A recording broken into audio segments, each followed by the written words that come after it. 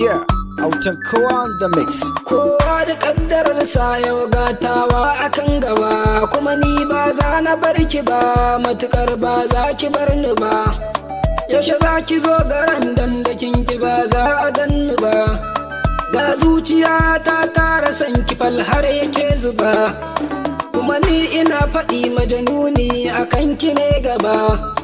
Ga san ki ya shige ta ko ina ban san kamar ki ba.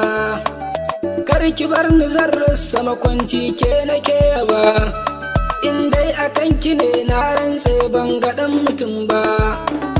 Duk bugun zuciya ta ki sani ke take ba, gashi ba ni san ganin fushin ki to balle a tsawata. Akan ki sai dai akai ni so ne ya zama silar hujjata, kuma zan yi kwalliya na gaye domin na zo mu sasanta. Kauna ce ta kama zuciya ta karki duba na bauta, soyayya tana da daɗi yarje min ki zo mu sayata.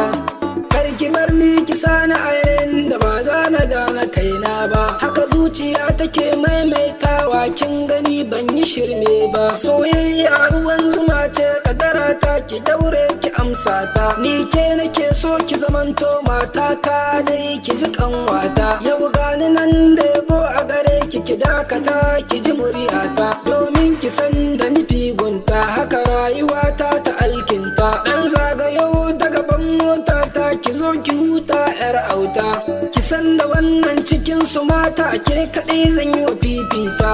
Rayuwata na baki a bar kauna kina cikin ruhina, zo ki bar ruwan zuma na kurba kin jiya ta ki zaɓina. In ma da dama ki sanya min zobe masoyiya dan kauna, domin tuni kafin ki shigo daki na kin ji mai sona. Taso habibiya ta na yarda da ke ki zauna cikin raina, naki ne dan tsohuwa auren ki shine burina. Na bar ki lafiya 'yan mata ki sani ke ce muradina.